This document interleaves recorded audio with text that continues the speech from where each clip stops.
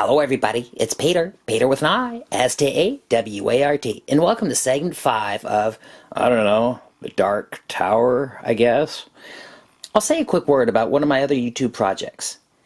As part of the instructional series about how to build an electronic saxophone, I show you how to vacuum form plastic. It's called vacuum forming. You can use the process not only to make an electronic saxophone, but also masks and other cool stuff. You can find it on YouTube at PIRSViola-1-5. And now back to, I don't know, The Dark Tower, I guess. They were buzzing as they left the theater. Joe wanted to jump up and down, but he knew that he didn't have Chauncey's style, and he would look like a dork if he tried anything zany. So to be safe, he walked silently with his hands in his pockets. Susie Lee and Chauncey were getting along richly, laughing and nudging each other, while Joe and Mona walked in silence. Mona tried to talk to Joe, but Joe all but ignored her. He was too busy focusing on Chauncey, mentally taking notes on what he said, and what he did, and how he did it so that he himself could get a girl like Susie Lee. At first blush, Mona appeared to be a more physically attractive girl, but since Susie Lee became the one in the spotlight, she naturally took center stage. Mona knew that boys are just a kettle of worms, but she wasn't a machine. She had feelings, and she couldn't help but feel a tad cheated that her friend had swooped in on the boy who had acknowledged her first, who, admittedly, possessed a great deal of panache, but she knew that if she became competitive when it came to boys, it would mark the end of their friendship. Mona grinned to herself, fantasizing about how wicked it would be if she were to accidentally refer to her friend as Sloozy, the nickname she had to endure for what seemed like forever. If Susie Lee ever crossed paths with the jerk who started that nickname, she wouldn't bother having him beaten to a pulp because she would do it herself. Luckily for Frank, he decided to pass on seeing Diablo that day, because if he had, it's likely Susie Lee would have gotten her chance. Little reference to book number 2. Just because he avoided crossing paths with Sloozy that day didn't mean he was in for easy sailing. His plan to see Diablo later in the week sent him on a course for rough seas. But what he decided to do that afternoon sent him directly into a collision with disaster.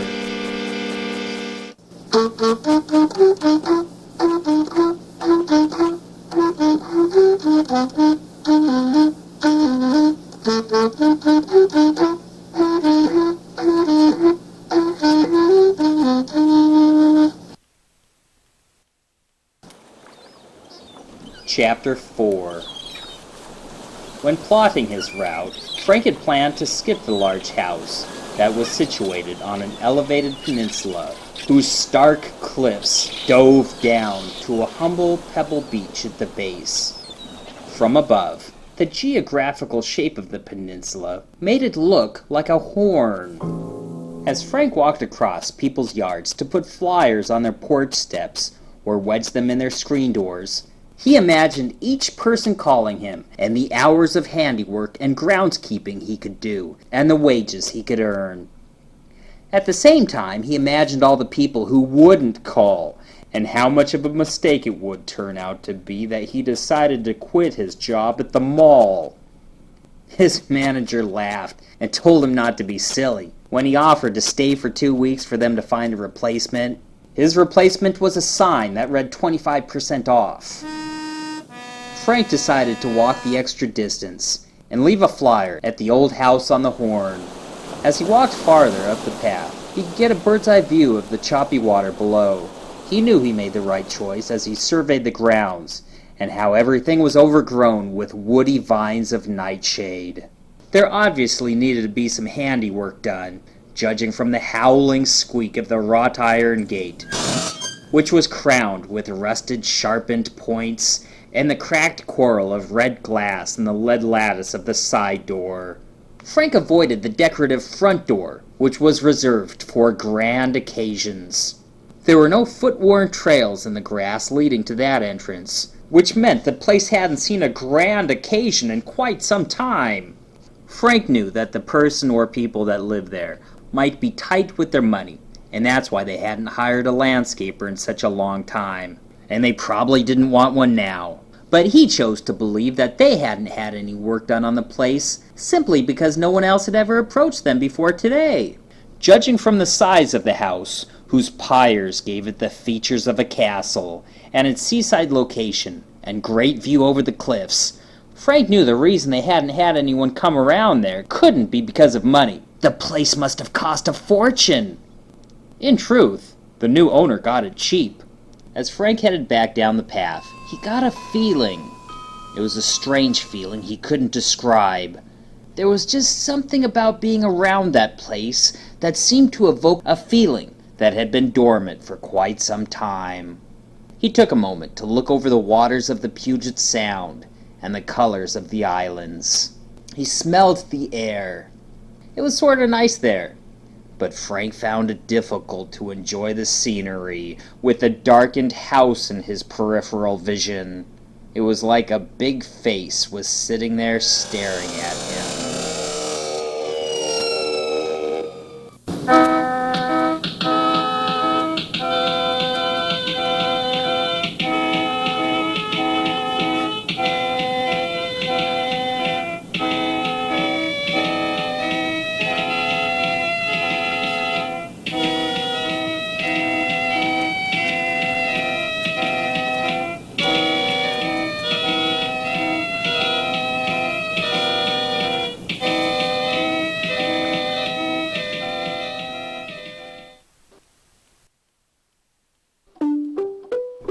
Chapter 5.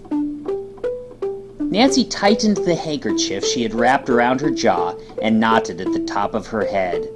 It was sort of like something out of the Dickens Christmas Carol, but in those days they didn't have pink zebra-striped bandanas. Or maybe they did. They didn't have good dentistry either, so at least they had an excuse for letting a bad tooth go so long without proper attention. Nancy didn't want to leave her computer console until she came to some sort of milestone, but the more she developed her computer program, the more complicated she found the task to be. She had developed different combinations for E, energy level, F, frustration level, S, sadness level, and H, happiness. The mix of energetic and happiness, plus a smaller amount of frustration, EH subtext F, was a very good combination and made for a competitive spirit. It was important to understand that frustration isn't always a bad thing.